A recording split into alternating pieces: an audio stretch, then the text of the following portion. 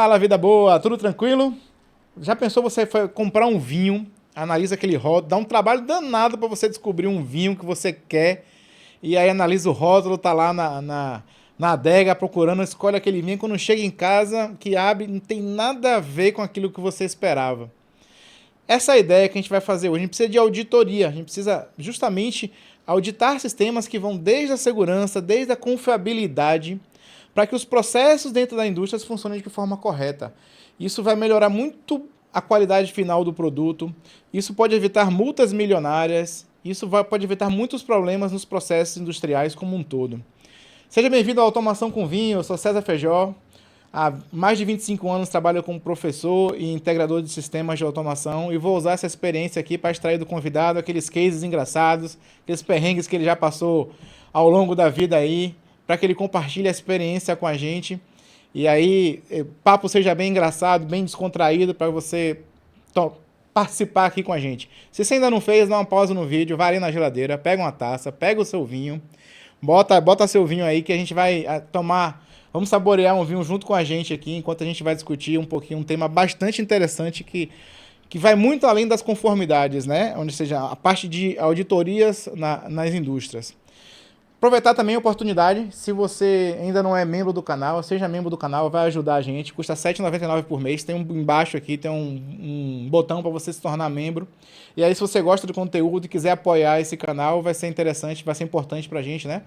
Poder cobrir os nossos custos aqui e manter esse canal ativo e trazendo assuntos interessantes para vocês e para que vocês se divirtam assim como eu me divirto bastante aqui também. Joia? Bom, se não segue a gente, vai lá no Instagram, Automação com Vinho, e aí também bate um papo com a gente lá no Instagram, vai ser bastante interessante. Bom, nosso convidado, Aliomar Oliveira, engenheiro de manutenção e confiabilidade na área de automação e instrumentação. E hoje vamos desmistificar como normas como a ISO 9000, a ISO 14000, a SPI, SOX e até exigências de seguradoras impactam o dia a dia da automação e produção. Aliomar, quando a gente fala de auditoria, né, muita gente pensa, normalmente aquela papelada toda, aquele checklist que o auditor vai fiscalizar tudo, né? Mas no polo industrial, uma falha pode custar milhões e muitas vezes vidas, né? Como é que vocês falam para aquele técnico lá da planta que uma auditoria não é só burocracia, não é só preencher papel, não é só burocracia? Como é que você explica isso? Obrigado pela sua presença, Leomar. Obrigado a você, Valeu. César, pelo convite. Uma satisfação imensa estar aqui, poder compartilhar um pouco que a gente sabe com o público, né, de instrumentação, de automação em geral. Uhum. Mas eu já vi que outras pessoas, além do público de instrumentação e automação, também participam no seu canal. Achei muito interessante. Muito obrigado pelo convite mais uma vez. E vamos lá, vamos tentar responder aí as suas perguntas. As difíceis você deixa para eu responder depois, mas as fáceis eu vou tentar responder aqui. As difíceis a gente responde lá depois nos comentários do podcast. Perfeito. Depois de dar um Google aí, pesquisar aí Exato. em algum lugar e a gente encontra a resposta, né? Uhum. Mas voltando para a sua pergunta, como é que eu no dia a dia tenho feito os approaches lá com o pessoal da área técnica, com os meus pares, sobre os processos de auditoria, né? Primeiro, falando uma coisa que você falou aí, mencionou aí, desmistificar. Uma auditoria, ela não só vem aqui para pegar erro, na prática muita gente pensa isso, né? Que vem para pegar coisa errada. Mas o papel de uma auditoria é muito mais que isso, vai muito mais além do encontrar erros, né? Encontrar desvios nos nossos processos, nos nossos sistemas, né? O papel da auditoria, eu diria que ele é uma ferramenta fundamental para a gestão de qualquer empresa. Então, se eu quero ter uma boa gestão na minha empresa, crio um sistema, crio uns processos de auditoria interno, quiçá externos, né, visando alguma certificação, mas os processos de auditoria interno, para mim, são uma grande valia para a indústria de uma forma geral. E eu dou graças por ter participado, né, de várias auditorias, sendo auditor, sendo auditado, né, nas auditorias internas. A gente passa por isso também.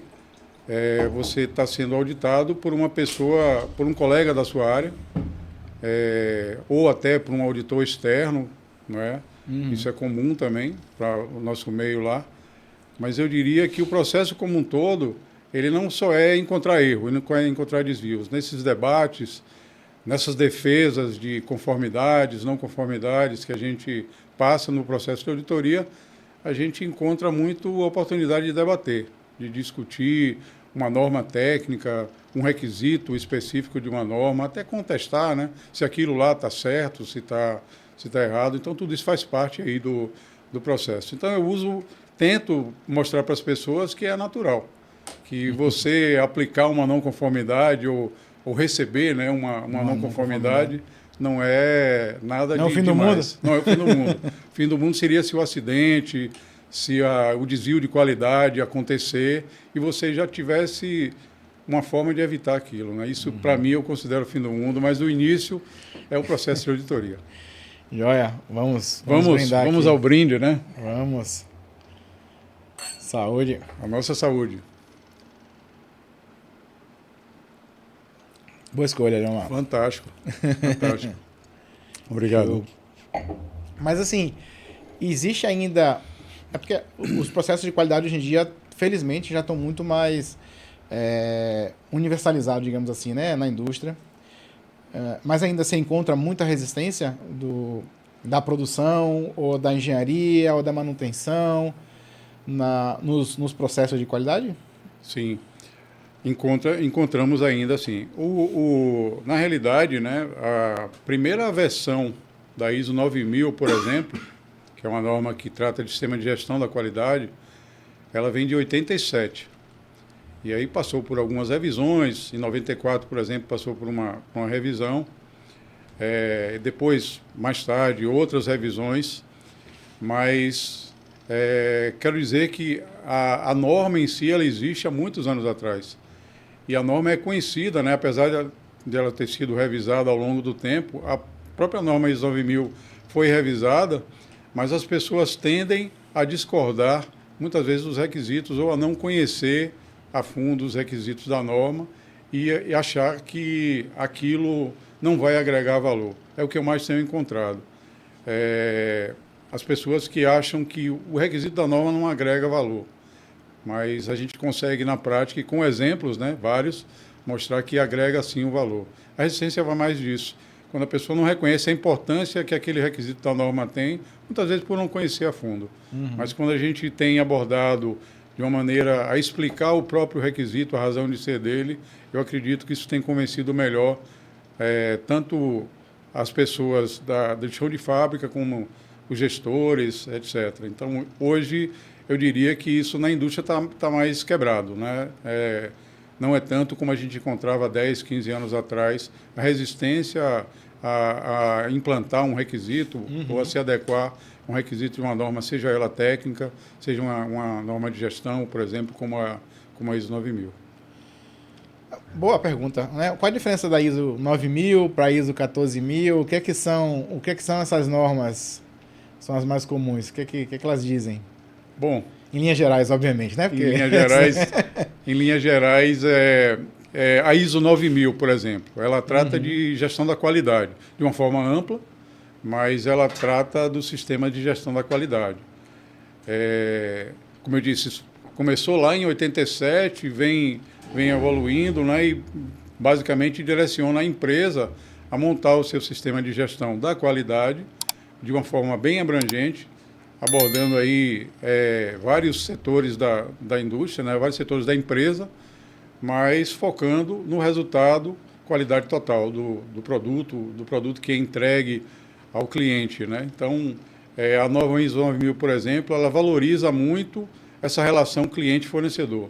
Se eu sou numa fábrica, estou fornecendo algum produto, fabricando algum produto para ser comercializado, o que eu tenho que garantir é a qualidade, entre aspas, total e sem aspas, total daquele produto que eu estou fornecendo para o cliente, né? Então, a 9000 está voltada para essa questão da qualidade do produto final. Perfeito. E da relação cliente-fornecedor e, de uma forma bem abrangente, o que é que eu preciso fazer para atingir a qualidade total dentro do meu chão de fábrica, né? Então, é por isso que vários setores, como a instrumentação e a automação, são envolvidas no processo de auditoria de certificação da ISO 9000, porque qualidade tem tudo a ver com medir, né?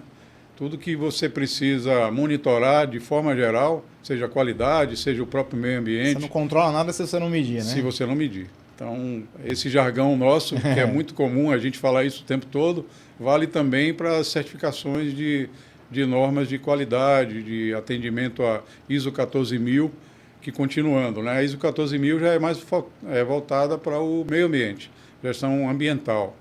Né? O que é que eu preciso garantir dentro da minha empresa para que eu não tenha um evento ambiental, aquilo que cause algum impacto ambiental, seja pequeno, médio ou mais grave, dentro da minha empresa, né? da minha cerca. E a gente olha para as questões ambientais procurando mesmo evitar o mínimo que seja. Então, esse é o foco da ISO 14000, por exemplo, também. É uma norma que caminha em paralelo, tem requisitos parecidos, né, com a ISO 9000, mas, claro, tem os seus específicos, que vai tratar ali da questão de proteção ao meio ambiente. Eu preciso ter a 9 para ter a 14? Porque muita gente, eu já vi o pessoal pensar assim, né, para eu ter a ISO 14, primeiro eu preciso ter a 9, para depois ir para alguma outra. Perfeito. Lá atrás, as empresas normalmente começaram com a ISO 9000,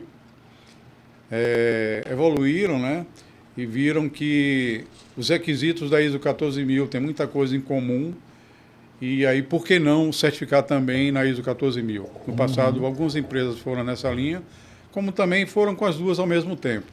Não é? E o que é comum hoje, as empresas que têm o sistema de gestão integrado, né, chamado, algumas empresas mudam um pouco o termo, mas a gente usa muito o sistema de gestão integrado, integrado no sentido de que eu estou certificando a minha empresa em qualidade, gestão ambiental, gestão de segurança.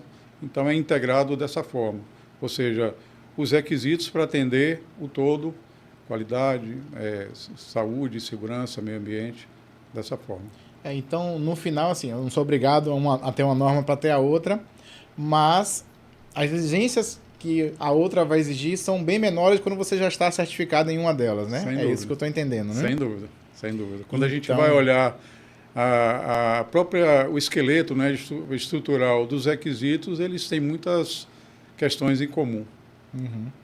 Então, isso traz um resultado, assim, obviamente a questão ambiental traz um resultado na questão de visibilidade na empresa, dos padrões de conformidade com o meio ambiente. Então, né, tem algo que não é necessariamente tangível ali, como é a qualidade final do produto, né? Sim. Fora a especificação, né? Então, sim. Em termos de imagem, né, da empresa. E isso é importante a gente frisar, né? Porque além de eu melhorar o meu sistema de gestão, que é o ponto principal, é o objetivo principal na realidade, além de melhorar o meu sistema de gestão, eu também vou melhorar a imagem da empresa como consequência. Não é? Porque eu, deixando de ter um evento ambiental, eu mostrando para o mundo externo que eu estou preocupado com isso, sendo transparente com essas questões, né? A gente melhora diretamente a imagem da empresa. Uhum. Tem um interessante quando você é um sistema proprietário interno SPI, né? Conta um pouquinho pra gente aqui quando você fala de vasos, caldeiras, para NR13, né? Como é que funciona o SPI? E lá vem outra norma. Outra norma. Lá vem outro viés, né? Mas uma outra auditoria super importante que a gente também tem vivido muito na indústria. O SPI, Serviço Próprio de Inspeção de Equipamentos, é uma iniciativa própria que a empresa tem, quando ela, de fato, já segue os requisitos da NR13, né? A NR13, diga-se de passagem, é uma norma regulamentadora. Então, toda norma regulamentadora, quando ela tem esse título, NR, norma regulamentadora, no Brasil, eu não posso me esquivar de atender aqueles requisitos. Então, a gente, como indústria, precisa atender obrigatoriamente aqueles requisitos, né? Porque é uma norma, como o nome diz, regulamentadora. Mas eu posso ir além disso, com o SPI, por exemplo. Quando eu passo a ter um serviço próprio de inspeção de equipamentos, além de eu economizar, eu reduzir custos da empresa, porque os requisitos da NR13 talvez sejam mais restritivos do que eu olho para um SPI, por exemplo. Eu posso, por exemplo, baseado em estudos internos, ampliar prazos de inspeções internas em equipamentos pressurizados, etc. Então, se eu posso ampliar esses prazos, de alguma forma, eu estou reduzindo custos, né? Mas, para que eu tenha um SPI certificado, eu preciso demonstrar que eu estou fazendo aquilo com segurança. Resumindo, no final, você acaba monitorando mais, não? Porque, assim, como você tem o sistema interno, né? O próprio, né? Esse próprio, a periodicidade acaba sendo menor do que aquela auditoria externa, não? Esse é um ponto-chave para a gente entender a importância do SPI. É um ponto-chave porque se você pensa que você vai se certificar no SPI porque você quer fugir da NR13, você está trabalhando de forma totalmente equivocada. Na verdade, você vai ganhar mais trabalho para si próprio, né? Você vai criar mais inspeções, você vai criar mais rigor de conteúdo técnico nas suas inspeções, você vai garantir mais coisas do que você teria se você somente atendesse a NR13. Mas, em compensação, de novo, vou ter um processo de gestão mais robusto dos meus equipamentos, especialmente esses que a gente contemplado lá na NR13, né? Vaso de pressão, caldeiras, etc.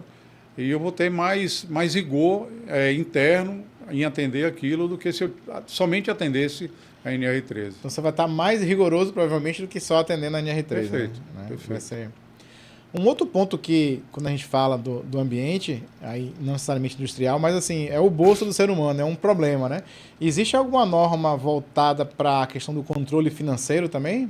Para que os resultados, né, para os investidores que estão, né, vão pegar o balanço financeiro, o resultado financeiro da empresa também possam confiar nos resultados, né, que estão sendo apresentados. Se quiser pegar um queijinho, fica à vontade aí, tá? Estou vendo que o negócio está sortido aqui. Tá bonito. Fica à vontade. Sim, César. Existe uma norma relativamente nova. A gente já viu, né, alguns escândalos ultimamente no Brasil. Na televisão. Aí, né? Relativamente nova, né, mas isso já está sendo bastante difundido principalmente nas empresas maiores, que é a questão do controle demonstrativos financeiros. E o que é que a gente tem a ver com isso, né? O que é que a gente de instrumentação tem a ver com isso?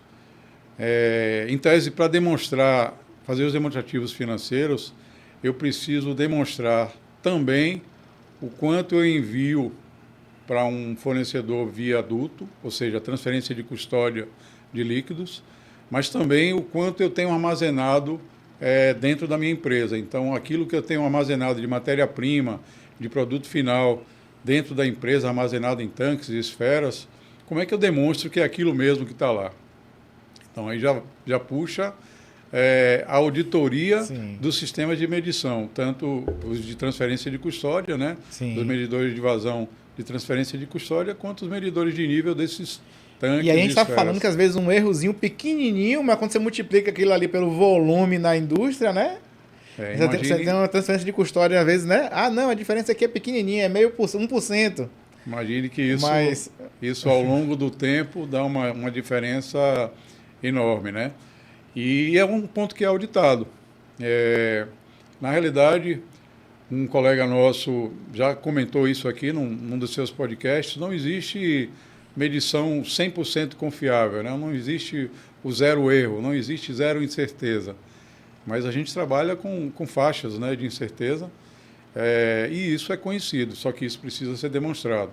E durante as auditorias a gente demonstra isso. Olha, essa medição de nível, que hoje, hipoteticamente, está indicando aí 50%, ela foi calibrada, mas tem uma margem de erro de 50 mais ou menos X, e aí o nosso demonstrativo daquele estoque, daquele inventário que está lá, não é o valor exato, 50% correspondente a X metros cúbicos no valor exato. Ele tem uma margem de erro, mas que é perfeitamente aceitável, né, dentro das auditorias. E aí entra aquela história que a gente estava comentando, né? Cai o debate. Num momento desse, numa discussão dessa, aí que entra o debate. Pô, mas isso não podia ser menor, não podia ser maior. Sempre está querendo menor, né? Tá sempre querendo que o erro seja menor, né? E aí a gente vai sempre trazendo a questão da oportunidade de melhoria, né? Mas, claro, que nem sempre isso é possível. Possível sempre é, mas nem sempre é viável. Então, o debate passa também pelas análises de viabilidade econômica, né, e viabilidade técnico-econômica. Não é somente, precisa melhorar porque precisa melhorar, mas tem o impacto no negócio e etc. Né? Então, tem essas questões envolvidas também, que a gente, mais uma vez, passa durante auditorias. Né? As discussões surgem aí nesse momento também. Diz que você saiu de um erro de 0,5% para 0,2% é um custo X. Mas você sair de 0,2 para 0,1, aí esse custo é muito maior proporcionalmente falando, né? E trazendo, sim, é isso aí, o raciocínio é exatamente esse. E trazendo para uma questão mais prática durante uma auditoria, isso não é só abordado diretamente. Não, é 0,5%, é 1%, mas você não acha que isso é muito alto. Mas aí o que vem no processo de auditoria? Isso está baseado num contrato que o cliente estabeleceu com o fornecedor e está estabelecido lá aquela margem percentual, as próprias periodicidades de calibração do instrumento são estabelecidas. Então, se eu estou atendendo isso, eu estou atendendo um requisito contratual e auditor nenhum pode questionar isso. Está estabelecido no contrato. Ok, está estabelecido no contrato, eu estou cumprindo isso? Estou, então eu estou conforme. Né? Então, essa questão prática, muitas vezes, é mal interpretada. Porque, claro, melhorar, eu sempre vou poder melhorar. Mas se está estabelecido no contrato, é porque aquilo foi previamente discutido. Inclusive, a margem financeira está implícita ali, né? Naquele valor de incerteza que a medição tem. E se foi acordado, não custa caro, né? Acordado não custa caro. Custa caro, às vezes, porque o produto é muito caro, né? Mas se foi previamente acordado... Está custando, está previamente acordado. Exato. Normalmente, quando a gente fala de transferência de custódias, de líquidos, né? Combustível, qualquer outro tipo de líquido, o que é um erro esperado, um erro bom, né? O que é tolerável, digamos assim, né? Porque a gente... Depende, como eu falei, do contrato que se tem, né? Do valor que eu estou transferindo, né? Então, eu transfiro vapor, eu tenho um custo. Vapor é um produto caro, custa caro. Mas comparado com um produto como etileno, como gasolina, etc., como a própria nafta, etc., esse valor passa a ser não tão relevante como os outros exemplos que eu dei. Então, tudo vai passar por uma análise contratual. Então, olha, vamos colocar, então, nessa aplicação que eu tenho transferência de eteno, 2 medidores redundantes, para que eu tenha uma possibilidade de comparar um com o outro, independente dos planos de calibração que eles vão ter, eu vou ter uma possibilidade de comparar. Mas também vou estabelecer um contrato com vocês de calibração a cada ano desses medidores mássicos. Eu tenho uma medição mássica com pressão diferencial compensado por temperatura e pressão, com medição compensada, temperatura e pressão. Ótimo, tem uma medição confiável, precisa, clássica, né? Certificada, mas eu tenho um medidor Coriolis que tem uma incerteza menor do que esse primeiro que eu citei. Então, tudo depende de uma avaliação prévia, né? Que é isso que é estabelecido em contrato, mas o importante é sempre acordar antes. É o ponto-chave, né? Isso é auditado também, mas o que é mais importante é o que está estabelecido lá no contrato, como a gente falou antes, está sendo cumprido. Tá? Então, eu tenho originalmente um medidor de pressão diferencial com compensação de pressão e temperatura. Vamos fazer um projeto de modernização para reduzir a incerteza de 1,2% para 0,5%, 0,4%. Vamos, custa tanto, acordado, né? Sim. A famosa relação custo-benefício, exato, que sempre está em voga. A gente falou aqui com o Eric sobre sistemas instrumentários de segurança, né? E isso para as seguradoras é bastante crítico, né? É um ponto bastante crítico porque se ele não tiver, né, se não tiver todo o ciclo de vida lá do sistema instrumentado de segurança, a gente acaba, para seguradoras pode ser um problema muito grave, né, porque ela pagar o prêmio por um sinistro ou algum evento que tenha ocorrido vai ser muito caro, né. Então, existe como, ou seja, está previsto também auditorias em sistemas instrumentados de segurança? Olha, sem dúvida, César. E eu diria que as auditorias da seguradora, as auditorias que a seguradora faz com a gente na indústria, elas elevaram muito o padrão das próprias indústrias. E tem uma razão de ser isso. É que, na realidade, por ser uma auditoria muito abrangente, além de auditar os próprios sistemas de instrumentados de segurança, ela audita como a gente está fazendo a gestão desse sistema de instrumentados de segurança, ela também audita vários outros aspectos de segurança de processo dentro da indústria. Então, por exemplo, a seguradora vai saber como é que a gente está cuidando dos nossos detetores de gases, como é que a gente cuida das nossas válvulas de segurança, como é que a gente cuida dos nossos controles de emissões fugitivas desde o início, desde os pequenos vazamentos.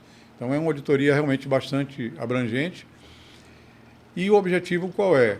Evitar que não ocorra um acidente de processo, Sim. que não é bom para nenhuma das partes, mas como a gente é auditado, os auditores de seguradora são pessoas que passam pelo mundo inteiro, então eles conhecem as práticas de gestão do mundo inteiro. Então eles trazem contribuições muito importantes para a gente. Então, voltando para a sua pergunta. Uhum. O que é que eu estou fazendo com os meus sistemas instrumentados de segurança?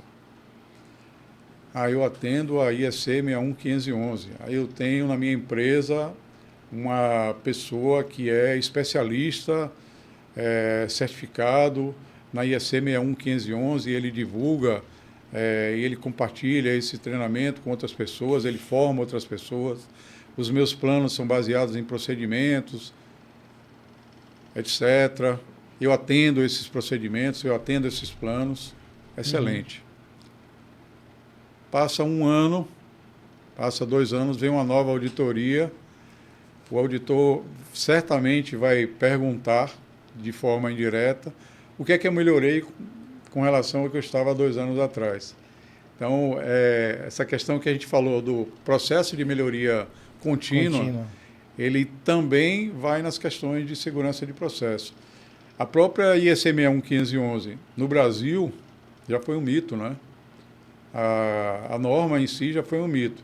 Pouco conhecida porque, principalmente as fábricas menores, mas a gente passou por um momento, especialmente agora, de divulgação desses eventos de processo que têm contribuições com os sistemas instrumentados de segurança, seja pela falta deles, ou seja pela má atuação deles, ou seja por uma oportunidade de melhoria que eu poderia ter e não fiz. Então, eu diria que as auditorias de seguradora também têm esse olhar muito na melhoria contínua, apesar de não parecer diretamente. É aquela história, parece que as pessoas vêm auditar, fazer o papel dela, vou pegar a coisa errada ali naquela fábrica tal, naquela fábrica B, naquela fábrica C, naquela planta X, naquela planta Y. Mas não é bem isso. Eles identificam oportunidades e comparam a gente com o restante do mundo. Então, pode ser que a gente tenha uma pontuação boa, pode ser que a gente tenha uma pontuação que eles chamam de standard, ou seja, está no padrão médio mundial. Mas pode ser que a gente tenha uma pontuação em determinados requisitos above standard, ou seja, eu estou melhor do que a média mundial. Então, esse quesito também é importante a gente entender. É uma auditoria... Como é que se classifica? Você dá uma nota para isso aí? Eles têm os requisitos próprios, né? Eles têm o protocolo de auditoria próprio. Cada auditor, a empresa seguradora tem o seu, mas ele cria os mecanismos, compartilham isso com a gente. Previamente, né? Previamente. A gente conhece esses protocolos, esses critérios deles.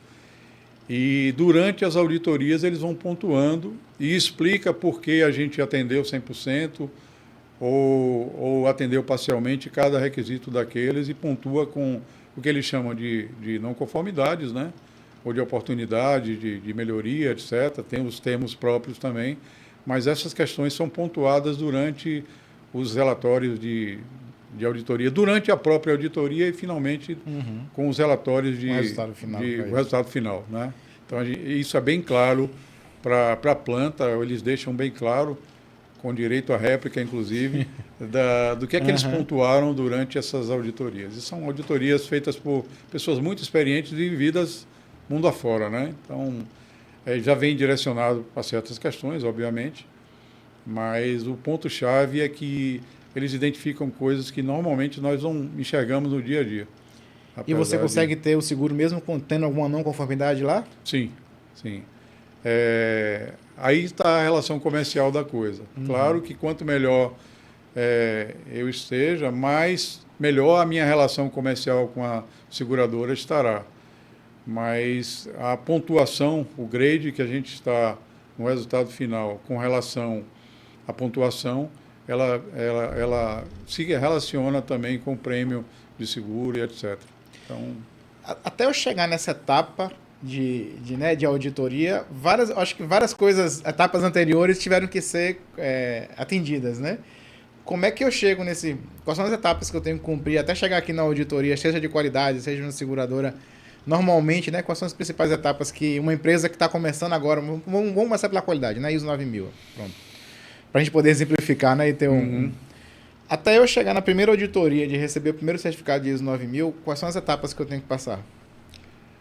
Parece assim, falando assim, parece simples, Simples. Né? Não, vou chamar a empresa certificadora e ela vai fazer uma auditoria interna aqui, vai me pontuar algumas coisas, eu vou atender, mas parece simples. Então, respondendo a sua pergunta, a trilha, ela começa pelo entendimento dos requisitos da norma. Eu acho que esse é o ponto-chave.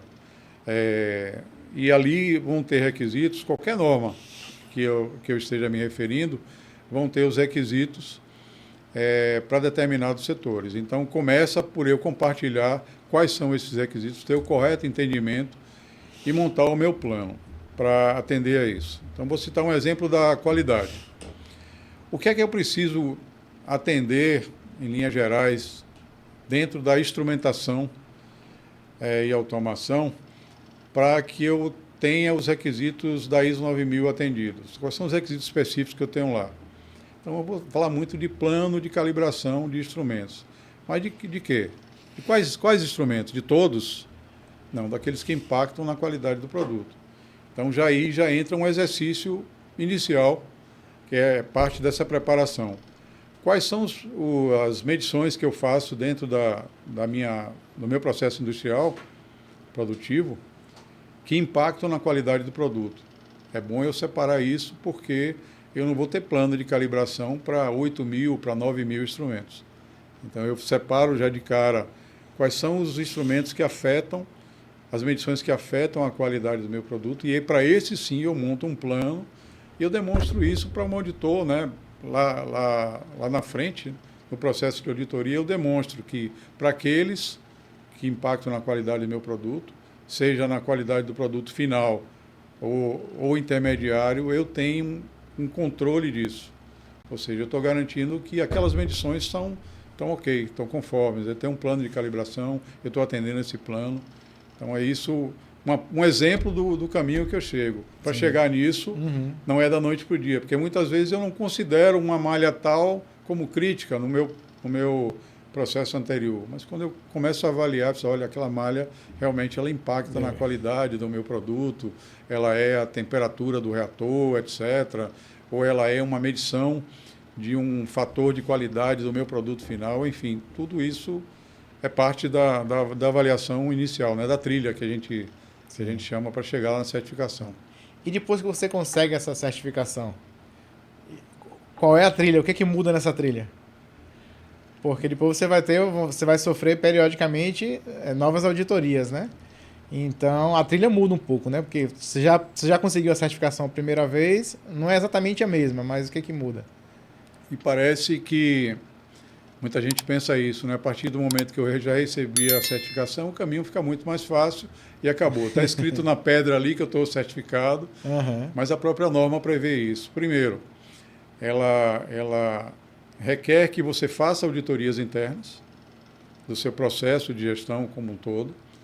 E as empresas fazem isso, né? As empresas certificadas fazem isso, então elas se auto-verificam, vou chamar assim, como é que está o meu processo de gestão. Então eu faço as verificações internas, as auditorias internas. Isso é também auditado pela empresa certificadora. O que é que você fez na sua auditoria interna? Ela olha como é que está o meu processo. Está girando internamente ou não? Está girando internamente.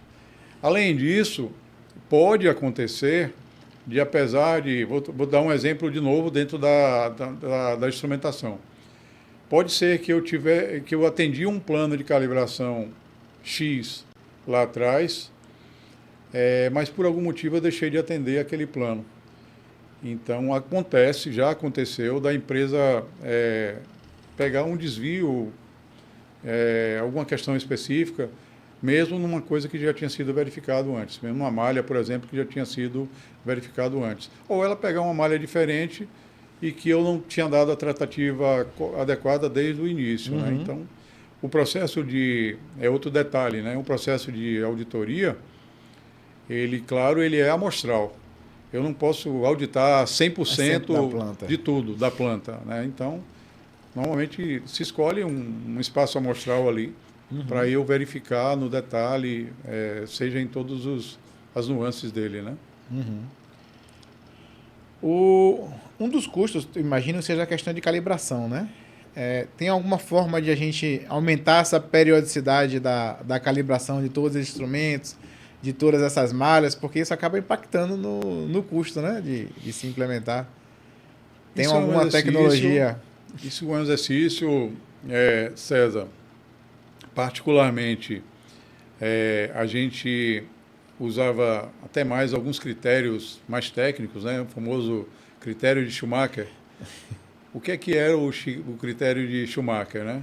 Hoje até se tornou menos difundido, mas é um modelo basicamente matemático, onde eu faço uma análise do meu histórico das calibrações anteriores. Então, bem prático.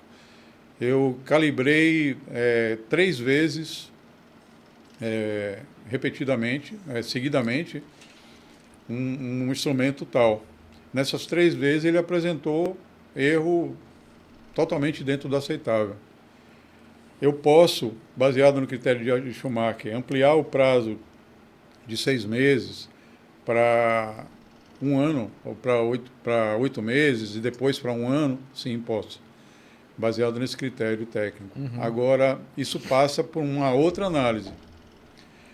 Imagine, por exemplo, hipoteticamente, que eu tenho um instrumento onde eu calibro ele a cada ano. Eu repeti 3 anos, erro zero, nessas 3 vezes que eu fiz a calibração do instrumento. Ok, eu posso, via critério de Schumacher, poderia ampliar o prazo para um pouco mais, para 18 meses, por exemplo. Mas eu tenho uma restrição do contrato. Se isso está estabelecido no contrato que eu preciso calibrar a cada ano, não adianta ter o critério. E é uma questão, inclusive, o nosso colega Marco Antônio Ribeiro, que já esteve aqui, ele tem uma frase muito interessante. Ele fala que os instrumentos, a tecnologia dos instrumentos evoluiu bastante. As normas não acompanharam tanto essa evolução. E isso é uma tremenda verdade.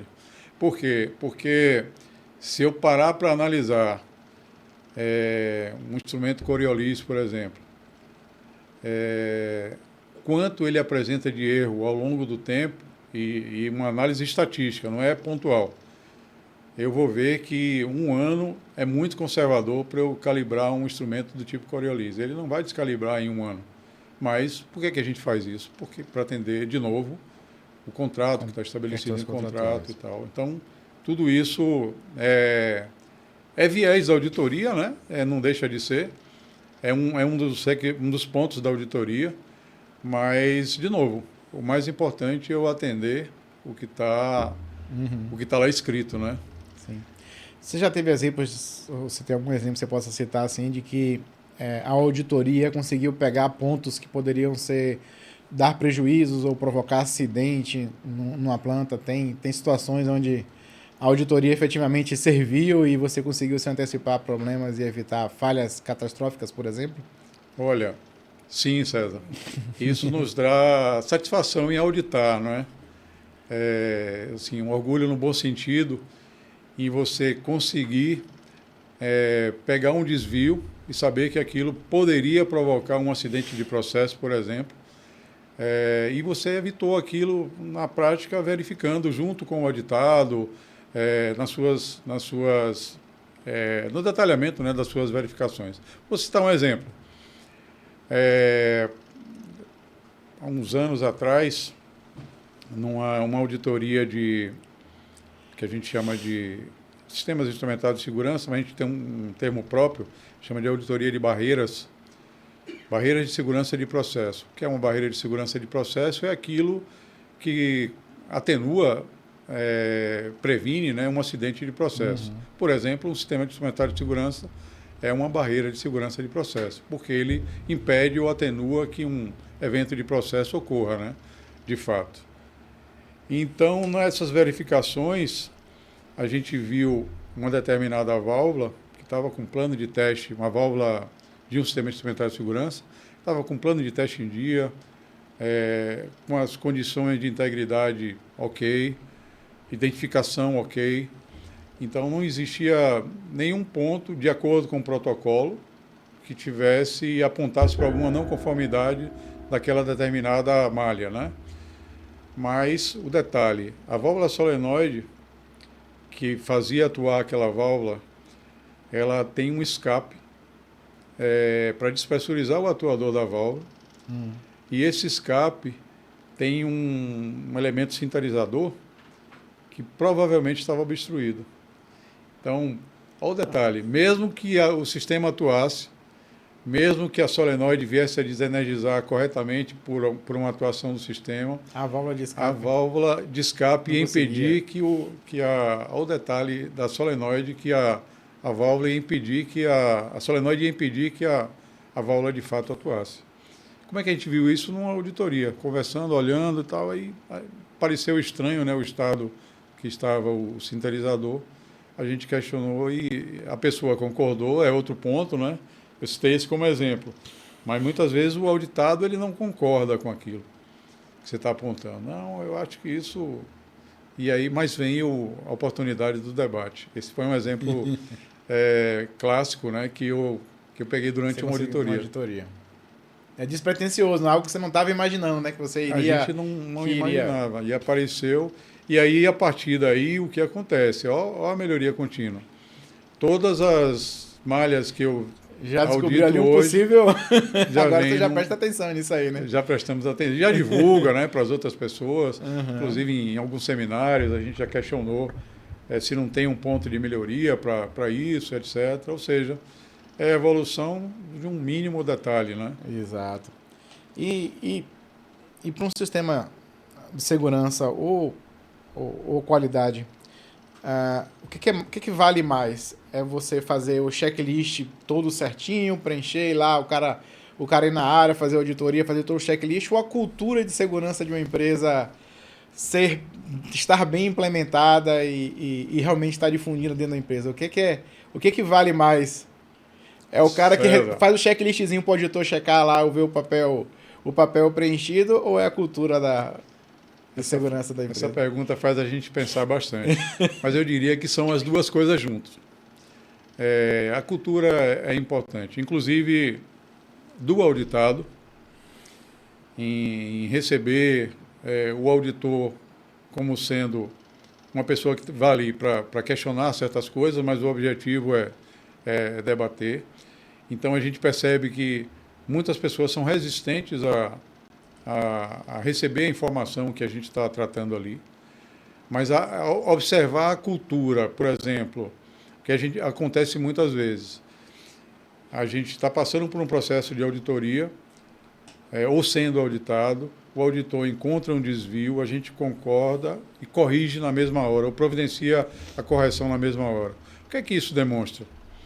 Que eu acreditei no que aquela pessoa está falando e que aquilo pode ter um impacto realmente ruim para o meu negócio, se eu corrigir de imediato. Então, isso é também uma coisa que a gente valoriza bastante, que é quando eu ouço e ajo imediatamente. Porque, como eu te falei, muitas vezes são detalhes simples, como um sinterizador de uma solenoide que pode ser substituído ou até eliminado, melhorado de alguma forma.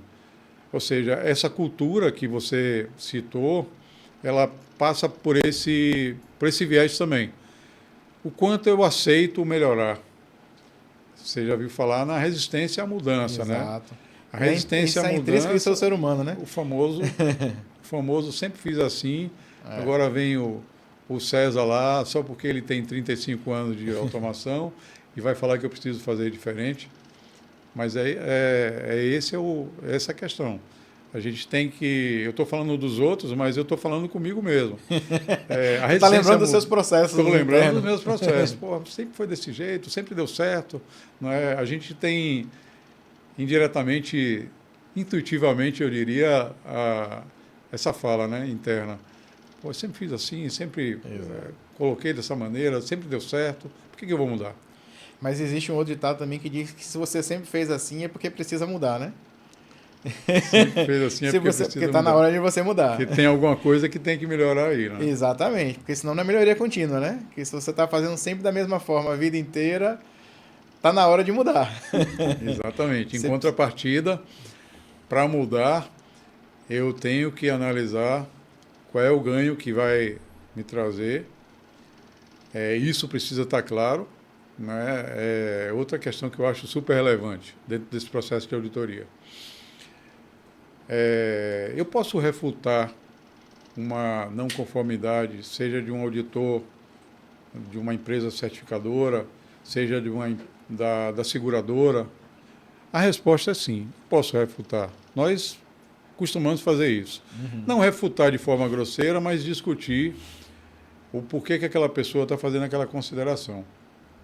E muitas vezes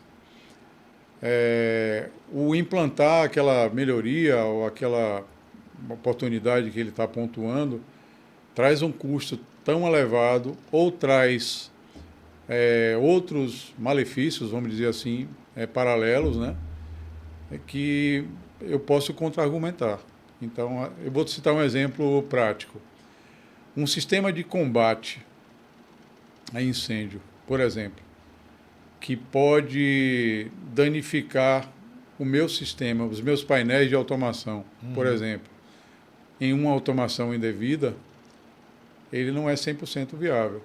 E aí vem a questão... Volta aí. Vou voltar. Imagine que eu não tenha um sistema de combate a incêndio na minha área de painéis do SDCD de uma planta importante, da minha planta. Uhum. Eu tenho lá a minha seção de painéis, mas não tenho um sistema de combate a incêndio, caso ocorra um evento, um sinistro naquela área ali. E aí o auditor de seguradora, olha, você precisa ter um sistema de combate a incêndio, um sistema de combate a princípio de incêndio nessa área, assim como você tem nas suas subestações, porque caso tenha um sinistro aqui, quanto tempo você vai demorar para resgatar a sua planta? Ótimo. É verdade o que ele está falando. Eu vou demorar um tempo razoável para retornar com a minha planta.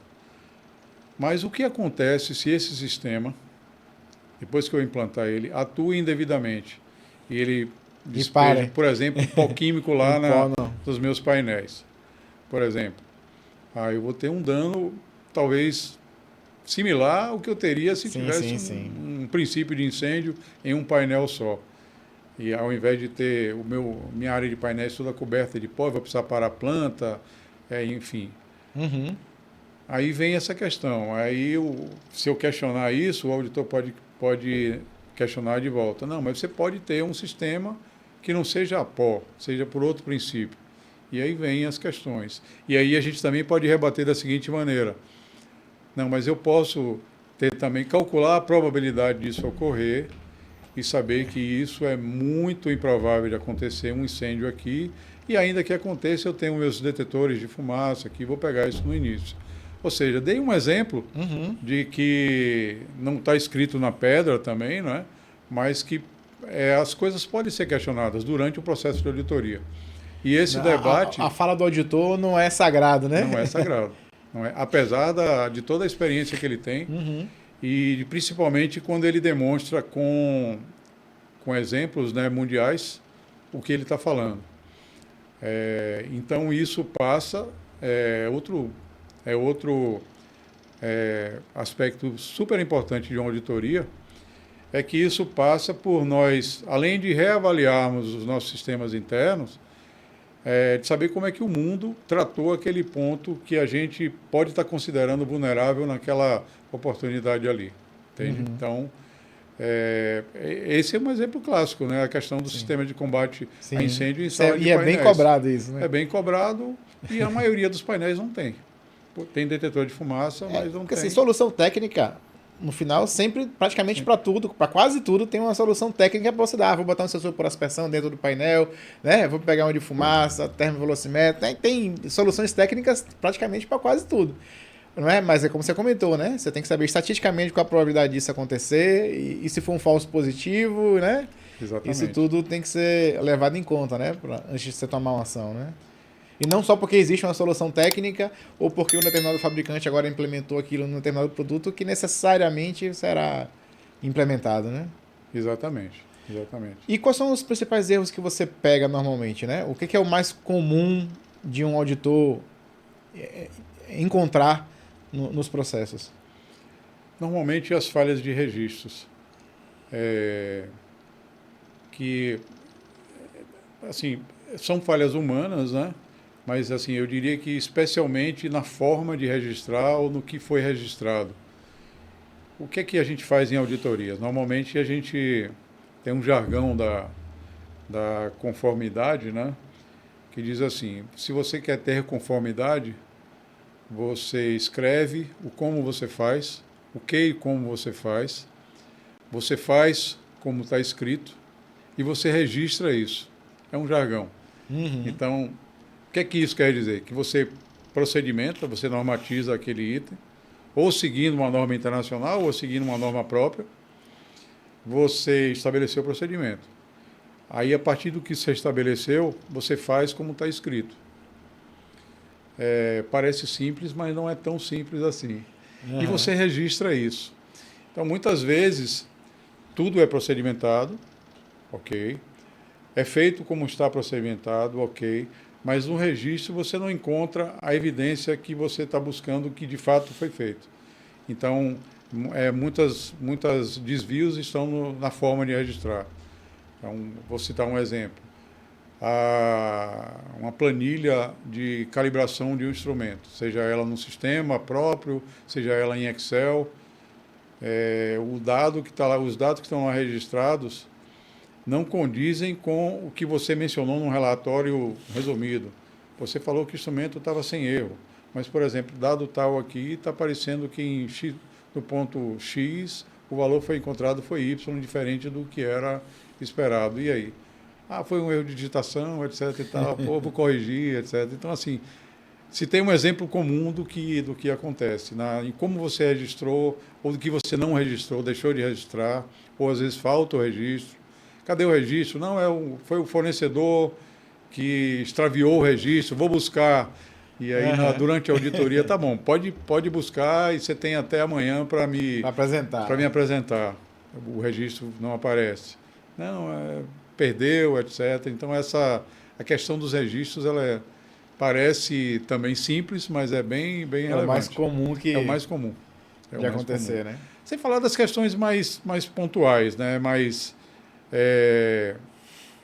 específicas, aquela questão da solenoide, por exemplo, que isso eu não pontuei como uma não conformidade. Estava tudo ok. Aí, ali é uma oportunidade da gente rever certas coisas, certos detalhes dos componentes do sistema, mas aquilo, por exemplo, não foi uma não conformidade. Foi uma oportunidade de melhoria, de reavaliar, etc., mas estava tudo ok. Com o processo daquele item específico, estava tudo ok, né? O brasileiro ele é muito conhecido por deixar as coisas para a última hora, né? É muito comum, isso é bem do brasileiro. Por que sempre que eu preciso visitar uma fábrica, alguma coisa assim, o cara diz, não, mas aqui é semana de auditoria, não dá pra não dá pra receber. Por que isso acontece? Isso é só no Brasil mesmo, que o brasileiro quer assim? Ou por que fica tudo pra última hora? Ou por que a semana de auditoria é tão crítica, assim, é tão tensa, né, para as pessoas dentro da... Que ninguém faz mais nada que não seja atender a auditoria, né, durante a semana. É cultural, é cultural. Eu acho que é bom que seja assim, porque isso valoriza o processo de auditoria. Em contrapartida, tem o que você falou, né? Pô, se eu estou dando tanta ênfase àquilo, estou ocupando todo o meu corpo técnico para a auditoria, é sinal que eu estou me preparando de alguma forma ali naquele momento, né? Ou seja, eu deixei para a última hora. Mas eu diria que o que também acontece lá fora, talvez seja pior do que isso, é a pessoa falar assim, não, eu já fiz o meu dever de casa, está tudo certo, não tem que eu me preparar para a auditoria. Então, as duas coisas precisam ser verificadas, ser analisadas. Se eu também não me preparo para uma auditoria, porque o que eu estou fazendo já está correto, por mais correto que eu esteja, eu não analisei o protocolo da auditoria, eu não verifiquei quais são as questões que serão abordadas para me preparar um pouco mais, né? Uhum. Então, eu diria que é da cultura do brasileiro, sim, se preparar em última hora e etc., mas também tem a questão de você chegar na hora da auditoria e falar, não, é a forma que eu faço, é assim mesmo. Se você está achando que está errado, tá bom, aponte, não com essas palavras, mas aponte, sim, mas é o jeito que eu faço, entendeu? Então, tem isso também. Eu posso estar criando um estereotipo aqui, mas o que a gente normalmente, ou pelo menos é o que vem na minha cabeça, já o preconceito, né, já formado na minha cabeça, você vai lá para a Ásia, por exemplo, a cultura de segurança é muito menor, né, se indica que é muito menor. Você vai para a Europa, imagina-se que o que vem, né, na mente é que essa cultura de segurança já está mais difundida. Para os Estados Unidos, a gente assiste alguns filmes, algumas coisas, o pessoal não gosta muito de EPI, às vezes não está usando um protetor auricular, tá lá mexendo com diversos maquinários e equipamentos diferentes, e aí então, né, não sei se é uma questão cultural também, ou o que seria. É mais ou menos por aí mesmo que o mundo se divide? Eu diria que é exatamente assim. Com as suas exceções, você falou da Ásia. O Japão é totalmente diferente disso. Sim. Eu não conheço o Japão, mas eu já trabalhei com alguns japoneses e eles são extremamente rigorosos com relação ao que está escrito. Inclusive, essa cultura do japonês é difícil da gente aceitar certas coisas do japonês, né? Então, se numa determinada diretriz japonesa diz que é para você fazer o item 1, depois o 2, depois o 3, depois o 4, em seguida o 5 e conclua com o 6, e o brasileiro costuma fazer o seguinte, não, olhei para o 1, mas o 2 e o 3 eu já vi antes que não precisa fazer, que está tudo ok. O brasileiro bypassa o 2 e o 3. O 2 e o 3. O japonês não faz isso de maneira nenhuma. Pode chover canivete lá, mas... Pode chover canivete. É um ponto importante, sim, porque muitas vezes a gente deixou de ver no 2 e no 3 alguma coisa que a gente achou que tivesse correta, mas tem algum detalhe ali. Ao mesmo tempo, eu estou perdendo tempo no 2 e no 3, coisa que eu já poderia ter ido lá no foco, que era o resultado final. Então, essa questão é cultural também, o japonês, né? No restante da Ásia, eu diria que eu não tenho experiência, mas nos Estados Unidos, sim. As pessoas tendem a ser mais autoconhecedores dos riscos, etc. E você deu o exemplo do EPI. Perfeito. O que a gente tanto fortalece nas equipes, nas pessoas, que usar o EPI. Quando vem um americano, a gente tem muito mais dificuldade com ele, que deveria, entre aspas, sim, ser mais conscientizado com relação a isso do que com o nosso pessoal de chão de fábrica. Então, é uma questão cultural também. Cada país tem sua cultura, né? Impressiona como muda, né? Você vai para cada país, dá ênfase à diferença.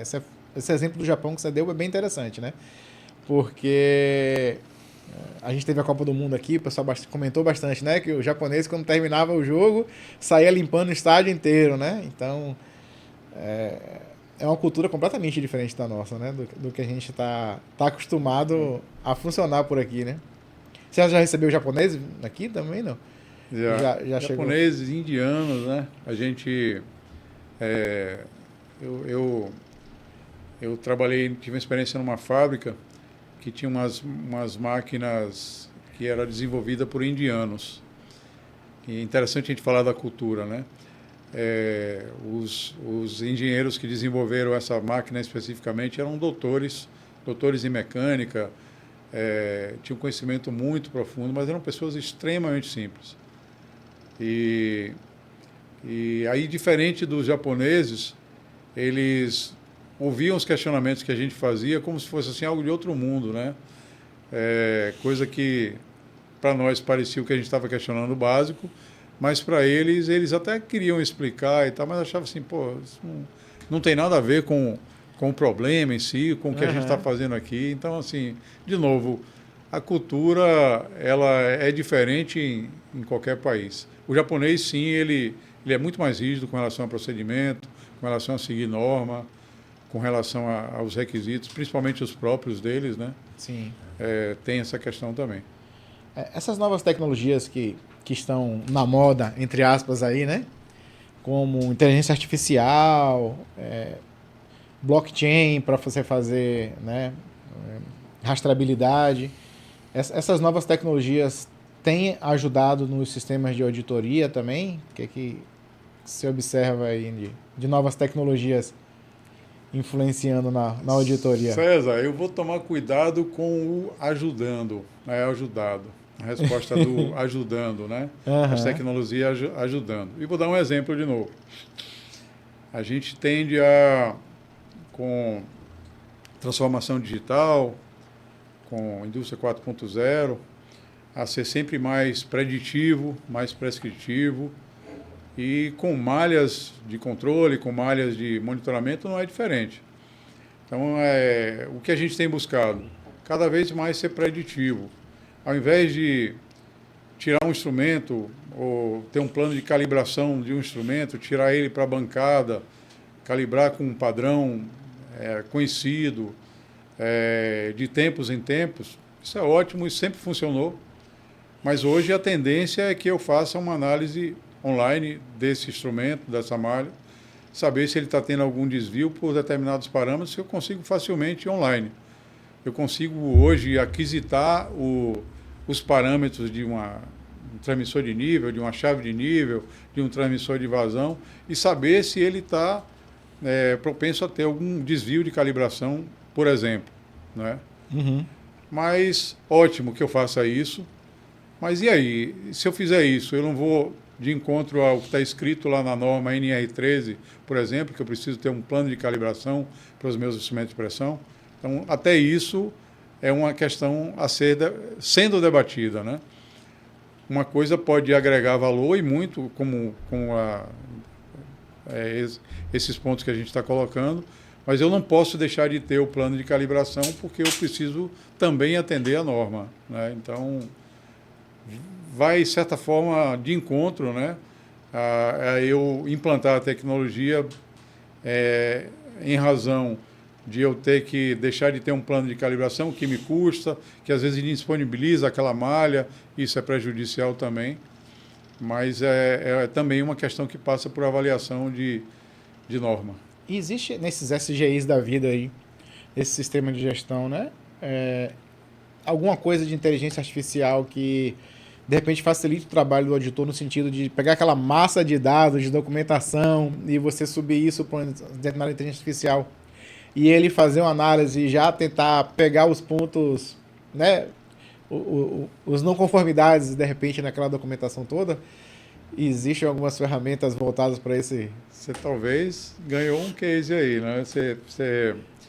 É um ponto que não tenho visto, as tratativas de dados feito tanto em auditorias internas como auditorias externas passam aí pelos relatórios em Power BI para poder estratificar melhor aqueles dados, mas algo mais robusto nesse sentido que você falou, não. Talvez você esteja criando aí um nicho de mercado aí. Tá?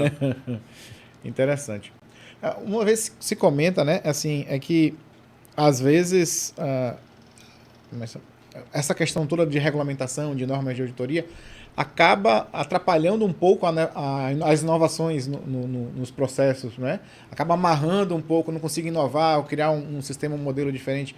Isso realmente amarra a questão de inovação? Nesse exemplo que a gente citou, de uma certa forma sim, mas eu diria que mínima, porque, por exemplo, eu não vou deixar de implantar um sistema de preditivo, de análise online de uma malha, porque eu não vou conseguir ter um plano de calibração suprimido ou postergado depois que eu implantar isso. Mas tem ganho de duas partes. Eu não consigo ter o ganho aqui, né, na questão da auditoria, mas eu tenho um ganho de confiabilidade, né? Eu vou ter mais confiabilidade naquela malha, Sim. Se ela for uma malha crítica, principalmente, né? Mas, nesse sentido, sim, barra um pouco, porque eu não vou deixar de reduzir o custo por conta do que está escrito lá na norma. Mas, em contrapartida, quando eu tenho uma recomendação, a gente citou o exemplo aí do sistema de detecção de combate a incêndio, mas você frisou bem que a gente pode ter um avanço de tecnologia para atender aquilo. Eu não tenho a tecnologia travada, pelo contrário, eu estou motivando aquela empresa, aquele setor específico ali a melhorar, né? Então, é um ponto a se pensar também. Eu não diria que trava, mas se identifica oportunidades para eu implantar mais e mais tecnologia ou melhorar o que eu tenho, não é? Detetores de gases, por exemplo. A gente tem melhorado cada vez mais, ampliando os detetores de gases ou melhorando a confiabilidade deles. É um exemplo aí de aspectos que a gente tem observado em auditorias que não é que o detetor não esteja funcionando ou não esteja funcional, mas tem pontos ali que eu posso melhorar nele e aí vem as novas tecnologias. Eu não posso esquecer assim, a gente tem fábricas de 40 anos, de 50 anos, Exato. E que os instrumentos, os sistemas, não todos, né, ainda bem, mas alguns são lá daquela época ou passaram por uma modernização mais há 30 anos atrás, que já não é mais modernização, porque já está obsoleto. E que atendia uma norma naquela época e não atende mais hoje, Não atende mais, ou até que atende hoje, mas se você for analisar a fundo, atende parcialmente, né, em algumas questões. Então, isso também, olha aí, você levantou outro ponto das auditorias, né? Outro aspecto super relevante das auditorias. Auditando é que você vê as oportunidades. O que é mais gratificante para o auditor, como você está lá no dia a dia? O que você mais gosta de... O que dá... Quando você acorda de manhã, poxa, eu tenho que fazer tal ação hoje. O que empolga e motiva o auditor ali na... O auditor, eu diria que o que mais empolga principalmente nas questões de segurança de processo. Quando você consegue evitar, ainda que seja pouco provável, uma coisa grave de acontecer. Eu acho que o que mais motiva é isso. Primeiro, para auditar você precisa conhecer as normas, ou a norma, ou principalmente os requisitos. E para auditar você precisa verificar se aquela empresa tal ou aquele setor tal está atendendo. Quando você identifica, com um detalhe, por exemplo, desse que eu citei aqui da solenoide, que tem algum desvio ali importante e que se aquilo acontecesse ia provocar um acidente importante, você se sente muito gratificado, né? Você se sente lisonjeado, eu vou dizer. E principalmente quando a pessoa reconhece, o auditado reconhece. Então tem aí um outro aspecto do auditor, que é você deixar o auditado confortável. Você está me deixando confortável aqui em falar as coisas que eu penso, mas por quê? Né? É o aprendizado, é a experiência. O professor ajuda, o ser professor durante tanto tempo ajuda a isso, mas o auditor também precisa saber essas coisas, que ele precisa deixar o auditado confortável. O auditado não pode enxergar aqui o auditor... eu uso o vinho para deixar o convidado mais confortável. O vinho precisa ficar... Exato. Aí, acho que não vai dar para fazer isso na auditoria, viu, César? Mas pode ser uma boa dica. Né? Na auditoria não vai. Na auditoria não vai rolar. Aqui eu tenho minhas técnicas, né? Para poder Pois é. deixar o convidado. Preciso fazer o paralelo do vinho de alguma forma, talvez com a água, né? Com o auditado. Mas voltando, o auditor também precisa preparar de alguma forma o auditado para que ele fale, né? Para que ele descreva bem as coisas, para que o assunto seja debatido. Ah, não, isso aqui está errado, a norma tal prescreve que tem que ser assim, assim, e você não está conforme. Isso não é auditoria, né? Isso é apontar erro. E a auditoria não é apontar erro. Você contou alguns cases aqui do início de carreira, quando a gente estava offline aqui, antes de a gente começar a bater um papo. Como é que foi esse início de carreira aí, as experiências que você passou? Pode contar piada, não? Pode, com certeza. Numa certa auditoria que a gente estava fazendo, entrou uma questão específica de uns painéis, umas malhas que tinham uma parte em campo, e a pessoa auditada era uma pessoa da instrumentação, respondeu, tal, explicação fantástica, eu fiz, ótimo, pontuei. Inclusive, queria que você olhasse lá os painéis para ver como é que ficou. Eu falei, não precisa, tal. Aí eu, para poder quebrar um pouquinho o protocolo, eu fui olhar o bendito painel. Na hora que ele abriu o painel, que estava realmente novinho, mas na hora que ele abriu, tinha um monte de revista lá dentro do painel. E não foi ele que colocou, obviamente, né? Sacanagem. Pô, o cara ficou com a vergonha.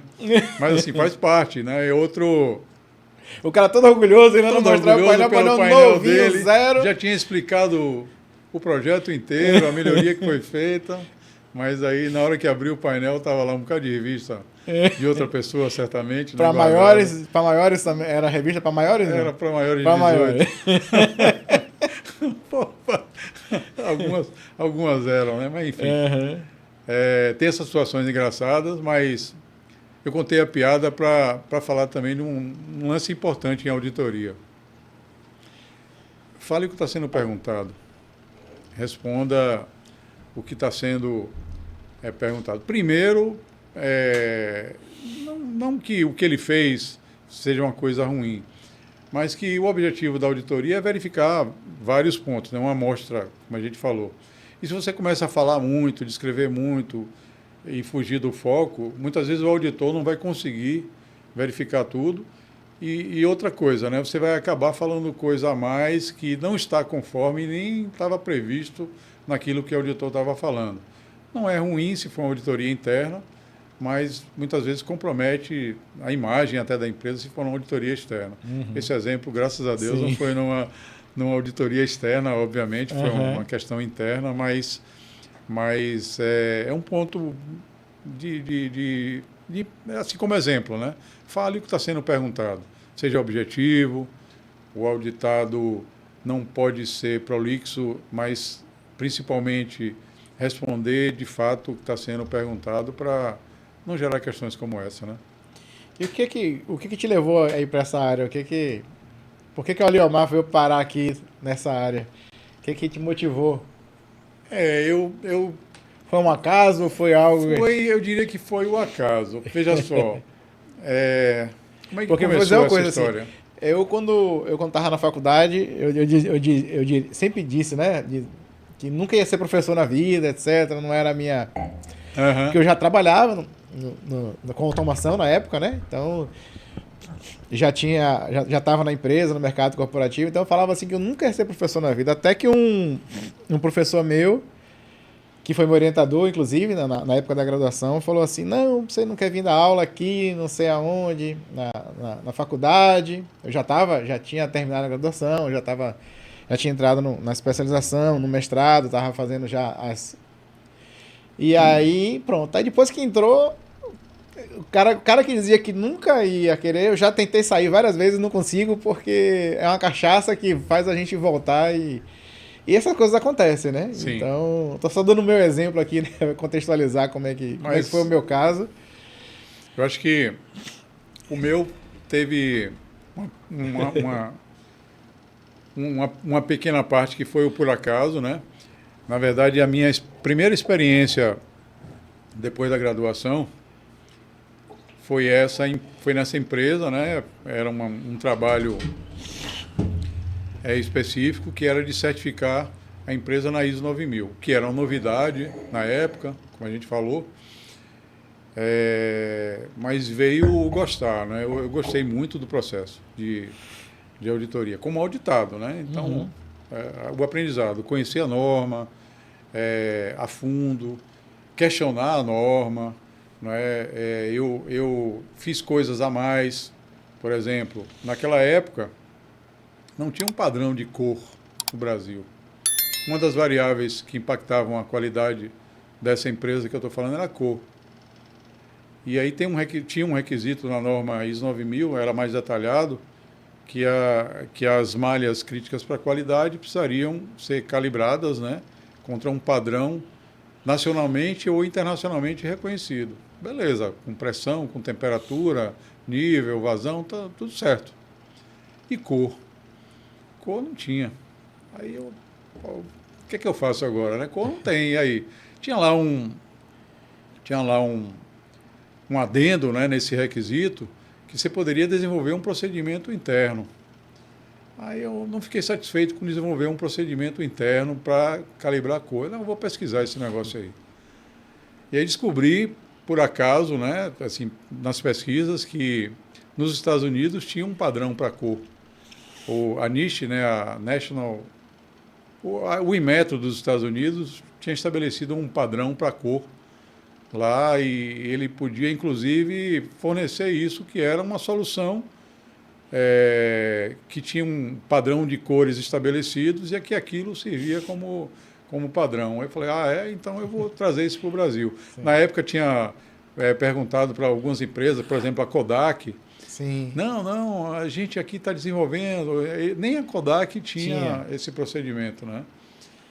Escrito, mas não atendia a norma, vamos dizer, entre aspas, à risca, porque não tinha um padrão de cor.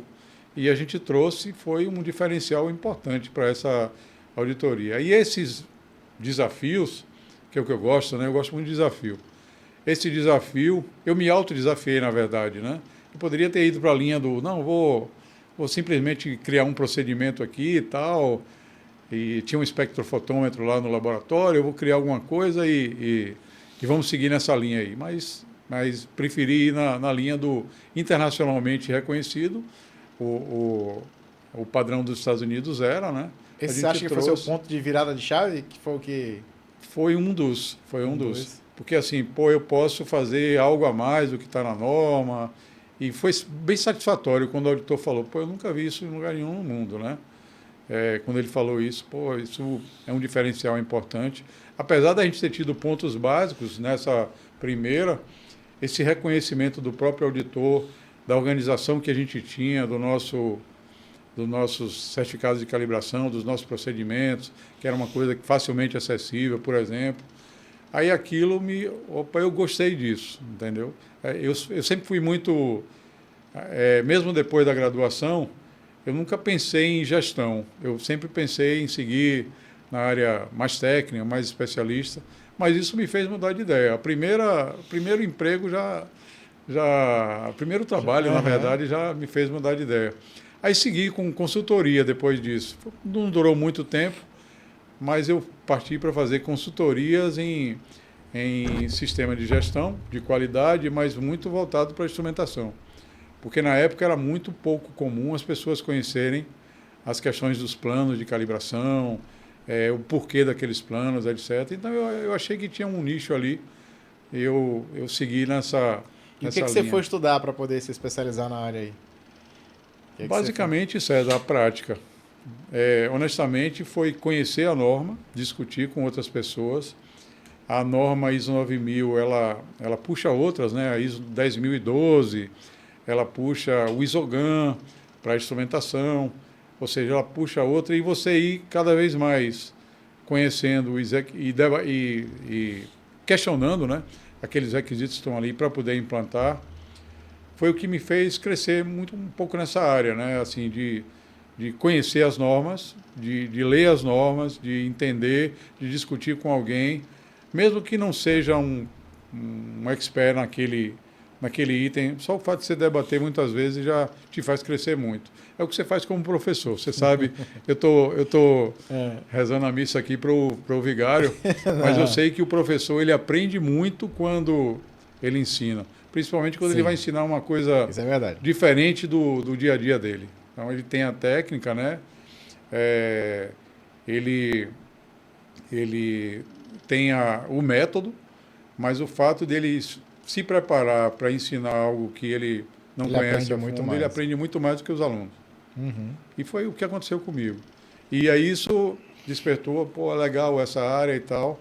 Mas aí voltei para manutenção, voltei para a área de mais técnica mesmo, de projetos. Depois passou um tempo, voltei a ser gestor, né? Mas o que eu gosto mesmo é do dia a dia, de fábrica, etc., de projeto, de melhorar as coisas e tal. Assim, então, na minha carreira, eu passei por uma coisa e a outra, mas se você me pedir para escolher, uma escolha aí o que é melhor, eu não... Não tem esse... Não tem. Gosto dos dois lados. É até difícil de explicar, né, para o pessoal da área, mas eu me identifico com os dois lados. Mas o que mais me motiva é o desafio. Quando você é desafiado por questões técnicas, por um projeto desafiador, inovação, etc., isso me Você aconselharia seus filhos para irem para essa área? Rapaz, eu tento... Meu filho tem 14 anos, né? E facilidade em matemática, facilidade em física, facilidade em química. Aí eu já está no caminho. Me segurando para falar assim, pô, engenharia é a sua praia e tal. Ele fala por enquanto que não quer, né? Mas tá novo ainda. Pode mudar bastante. Assim como pai, eu sei que eu não posso empurrar. Eu posso até falar do lado bom da coisa e tal. Mas eu não quero direcionar totalmente, mas eu gostaria muito que ele seguisse. Vai me ouvir, né, daqui a pouco? Sim. Tá te ouvindo agora, né? Vai saber isso, né? Mas, assim, não quero determinar, mas influenciar, sem dúvida. Você acha que é uma boa carreira? Eu acho que é uma boa carreira. Acho que é uma boa carreira. E essa história da carreira em Y lá, né? Pelo visto, você foi para os dois lados, né? Do Y. Você seguiu tanto para um lado, caminhou para o outro. Eu não vou pedir para você escolher, não. Você já disse que não vai... Vou ter dificuldade. Vai ter dificuldade de escolher. Mas cada vez mais o engenheiro é um gestor? É isso mesmo? Cada vez mais... Já tive algum convidado aqui que comentou, não, o engenheiro hoje em dia não sabe mais ir em campo, não sabe mais ver um instrumento, não sabe... Tem essa dificuldade, cada vez mais ele é gestor. Esse é um ponto. Os engenheiros mais novos, não é generalizando, mas os engenheiros mais novos não gostam tanto de ir a campo, de ver um equipamento, de acompanhar uma intervenção no equipamento, no sistema, numa malha, quanto os engenheiros mais antigos gostavam. E eu acho que esse é um ponto importante aí que a gente precisa cuidar. A gente da área, né? Quem tem um pouco mais de cabelo branco precisa cuidar de como é que eu motivo esse novo engenheiro que está conhecedor aí de inteligência artificial, tem muito mais facilidade do que nós, né? Como é que eu motivo ele a gostar também da parte de campo? É um desafio importante, porque existe isso. Os mais novos realmente, via de regra, não querem chegar muito perto lá do campo, não. Querem mais atuar à distância. E não é um trabalho importante, né? Sim. Mas esse segundo dia a campo, de analisar as coisas no detalhe, de saber que um sinterizador de uma solenoide obstruído vai causar um evento muito ruim, né? Gigantesco. Saber essas coisas, você só aprende no campo, né? Não dá para viver, né? Não dá para viver isso de longe, né? Por mais que tenha câmera perto, você nunca vai enxergar uma coisa desse tipo, por exemplo, né? Exato. Algum tema eu não perguntei, não faltou a gente falar aqui, abordar. Eu sei que tem muita coisa que Você com certeza tem. Fantástico, Dá pra gente pois é. passar umas 3 horas aqui conversando ou mais. Ainda bem, César, que você não me deixou contar muita história, senão a gente ia ficar até Não, mais pode tarde contar, aqui. pode contar. Mas eu achei que foi fantástico as perguntas que você fez. A gente conseguiu, né, varrer aí as Aham. várias auditorias que a gente tem. Deixamos de falar de algumas, óbvio, Mais alguma mas específica que você lembra aí que gostaria de comentar? Se for as que foi uma que auditorias, marcou, que como estamos marcou aí seu. com o vinho, né, eu participei de uma auditoria que foi totalmente atípica para mim, que é uma auditoria de HACCP, a auditoria que as alimentícias fazem, né? É enquanto higiênico aquela fábrica está. Resumindo, o principal foco da auditoria é essa. Uhum. Mas só que você vê que, apesar do objetivo ser o mesmo, né? Eu vou auditar, entre aspas, as condições de higiene daquela planta. Aí tem um protocolo próprio, tem as perguntas próprias, tem as respostas esperadas próprias, mas foi uma auditoria totalmente que eu participei como auditado, né? Então, por exemplo, para que eu preciso saber se tem algum foco de inseto próximo à região do envasamento de cerveja? Eu, Aleomar, engenheiro, nunca ia olhar para a parede, etc., para saber se tem algum foco de inseto. Mas olha a relevância que isso tem para uma alimentícia, né? Sim, Para exato. uma vinícola, por exemplo. Uhum. Mas é uma coisa que eu nunca ia passar pela minha cabeça. Então, aí a importância do ter uma boa auditoria preparada, né? Isso lhe Ter um bom marcou. protocolo, marcou, Né? marcou. Só o detalhe, né? Uma coisa muito básica, né? Mas que se você não auditar, você não vê, Uhum.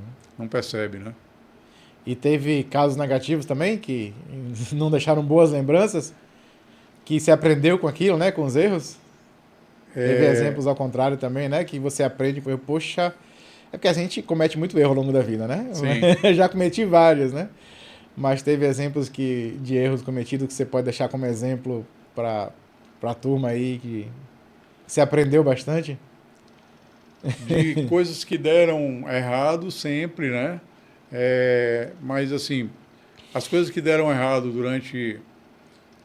talvez seja um ótimo exemplo esse. As coisas que deram errado na minha vida profissional como engenheiro, elas não foram auditadas. Interessante isso, né? Porque, assim, claro que a gente precisa fazer algumas coisas, precisa fazer trabalhos em equipe, etc. Mas o conceito de auditoria é você verificar conformidade com relação a padrões estabelecidos. Beleza. Mas nem tudo você consegue verificar.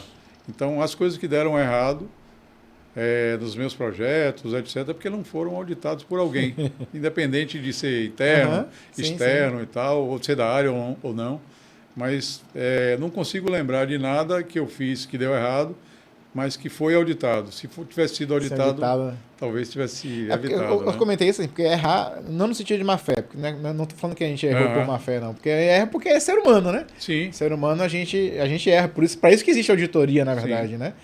É essa a função, né? E exatamente. aí. E se eu quiser entrar em contato com a Liomar, como é que eu faço?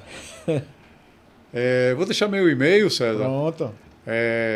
aliomarso@gmail.com. aliomarso.gmail.com. Se alguém quiser fazer alguma pergunta, por favor, faça. Bota aqui Vou nos comentários também pra você muita responder, né? satisfação em responder. Aí nos seus comentários, o que a gente não conseguiu tratar aqui também, A turma vai perguntar lá. a turma pergunta, a gente responde. Eu sou membro da ISA, né, da ISA Associação Bahia. A maioria dos seus convidados também são. Então, tem bastante, vai ver. Então, nos encontros aí, vou ter também prazer em responder alguma pergunta que a gente não conseguiu responder por escrito ou aqui. Aham. Então, nos encontros da ISA, certamente vocês Já vão me aprendeu muito com os encontrar. eventos da ISA? Você acha que é Muito. um. Ah, É outra fonte de similar ao que a gente está fazendo aqui. É qual a outra importância que teve pra você aí esse? bastante. Eu fui convidado algumas vezes para fazer apresentações, né, parecida com essa, online, na época aí da pandemia. Mas a gente também, a ISA também desenvolve coisas do tipo, anualmente, um convidado que eu vou sugerir para você aqui, o Davi. Davi Tá convidado, viu, Davi? Aí, Davi, eu estou convidando aqui ao vivo. Nem combinei com o César, mas estou combinando aqui. Estou convidando aqui. Estamos convidando. Né? Davi é um especialista em válvula de controle. Ele é uma pessoa que, além de conhecer muito do tema, ele é um motivador para a gente ler as normas. É o que a gente praticamente falou aqui o tempo todo. Leia a norma, conheça a norma, discute, veja a norma detalhada. Então, durante esses eventos da ISA, por exemplo, sobre válvula de controle, eu questionava algumas coisas, o Davi respondia, outra pessoa questionava, o Davi respondia, ou eu respondia também. A gente, o ano passado, organizou um seminário de válvula de controle pela ISA, né? Então, aprendi muito mais coisa do que eu coloquei no contexto ali para explicar. Por quê? Porque é um ambiente, né? Muita gente do ramo, uns mais conhecedores, outros menos. Então, essas interações são fantásticas, né? Atitudes assim como essa, eventos como esse, que a gente está fazendo aqui, eventos como a ISA faz, são fantásticos, né? Uhum. É isso que eu diria para todo engenheiro recém-formado, ou mesmo aqueles que já são mais sênior, siga o caminho de não querer ficar confortável com conhecimento nunca. A gente, principalmente na engenharia eletroeletrônica, mecatrônica, a nossa área de instrumentação e automação, as coisas estão mudando muito rápido, César. Então, não dá para se contentar com o que a gente aprendeu lá atrás, na faculdade, enfim, não dá. Então, joia. A atualização é muito rápida. Pedi um favor para você assinar a rolha aqui. Opa! Aqui a gente sempre peça, né, no podcast, eu guardo as rolhas do podcast ali, tá vendo? Guardado ali, todas as rolhas assinadas dos convidados aqui. Se você puder escolher a cor, assinar, botar o autógrafo aqui, por favor, para mim. E a data de hoje, que 19, né? Isso. Se você puder escolher uma cor aqui e assinar a rolha. Que honra. Eu vou guardar aqui com... Só não vou combinar vermelho e preto, né? Porque não é bem a minha... Pode ser uma só. Pode ser uma só, né? Pode ser uma. Se tivesse azul, vermelho e branco, talvez. Era melhor, né? Pra mim é vermelho e branco. Eu sou colorado, torcedor do Inter, família gaúcha, né? E aqui na Bahia já escolheu o azul, vermelho e branco, né? Que só falta o azul para... Já deu para saber que eu sou Bahia, né? A galera do Vitória vai... Já não vai. Aqui eu não torço para nenhum dos dois, não. Fui crescer dentro do CTG, Centro de Tradições Gaúchas, e lá ou você era gremista ou você era colorado. E aí eu já vim... Meu pai colorado, então... isso já apareceu. Deixa eu tirar aqui. Vou colocar o ano na data aqui também, viu, César? Porque... Pode colocar. Pelo visto, isso aqui vai durar muito tempo. Tomara. Tomara. É uma profecia que, pela qualidade do que eu tenho escutado aqui, vai durar muito tempo. Isso é importante, né? Assim, para que as outras pessoas percebam como você faz, com o que você gosta, que você se esmera para estar fazendo. Isso realmente acontece. Dá um trabalho danado para fazer. Assim, vai um podcast por semana, né, ao ar, mas assim... Quanto tempo a gente vem conversando até chegar aqui, né? Sim. Tem um mês, talvez, aí, alguma coisa assim. E aí a gente prepara o roteiro e a gente, né, discute o que vai conversar, o que não vai, prepara aí o vinho e a iluminação. Então, é algo que eu faço porque gosto bastante, realmente. Dá para ver nos seus olhos e saiba que o resultado disso vem, né? Uhum. Vem com a satisfação das pessoas que assistem e tal, com as perguntas que fazem para a gente depois, então ficou bem claro isso. Mais uma vez te agradeço muito aí pelo convite, né? Uhum. E tomara que eu tenha conseguido responder aí pelo menos a metade. Eu acho que foi muito bom, a gente bateu um bom papo aqui, tirou muitas dúvidas minhas aqui, eu aprendi bastante contigo hoje, sobre essa área de auditoria, que nunca foi meu dia a dia, mas foi bem legal, eu gostei bastante. Muito obrigado pela presença aqui, Eliomar. Legal, César. Valeu. Obrigado a você, mais uma vez, pelo convite. Bom, pessoal, se você ficou até aqui... Oi? A rolha, não mostrei a rolha. Me presta aqui, por favor. A rolha e o vinho. Eu tenho que mostrar a rolha e o vinho. Olha lá. Isso. 19 de maio de 2025. Tá dando para ver aí, não? Mas você assinou? Aleomar. Ali, Está ó, em cadê cima a da data. Está em cima da data. Pera aí. Quer que eu melhore? Vou melhorar aqui. Vamos colocar o Vamos nome. lá, vou mostrar o vinho aqui enquanto isso. Tá os dois aí? Eu vou colocar. Vai mostrando o vinho ou eu vou mostrar assinar? o vinho aqui. E me diga o que você achou do vinho. Fantástico. Alfacina, vinho regional de Lisboa, Fantástico. né? Um vinho português. Reserva de 2022. Alfacinha. Esse foi o vinho de hoje. Olha, Ai, campeão de audiência. show de bola, gostei, viu? É um vinho, eu achei ele leve, ele não é tão encorpado, né? Nunca tinha experimentado ele não, eu não achei tão assim. Um vinho português, né? Como de Lisboa, achei bastante interessante. Tomaria ele, saboraria ele outras vezes, com certeza. Bem saboroso. Bem E saboroso. como eu disse, eu não posso usar isso em auditoria, mas a dica do vinho tem que ser pensada para Agora, mudar. show de bola. Deixa eu mostrar aqui, ó. A rolha. Fica registrado. Fica Pronto, registrado, né? Fica É registrado. a lista de presença. É ali. Joia, obrigado mais uma vez. Um abraço, Valeu, Sérgio. Leomar. Até a próxima, hein? Até. Pessoal, se você ficou até aqui, muito obrigado. Não se esqueça de inscrever no canal aí, é bem importante. E também comentar, deixar um comentário aqui embaixo. Isso faz com que o YouTube divulgue esse vídeo para outras pessoas e alcançar mais pessoas, né? Impactar mais gente. Isso vai ser muito legal para o canal. Obrigado. Novamente, se quiser se tornar membro do canal, fique à vontade, clica aqui embaixo, seja membro. Você vai poder contribuir e ajudar a gente a manter esse projeto no ar. Valeu, gente. Obrigado. Tchau, tchau.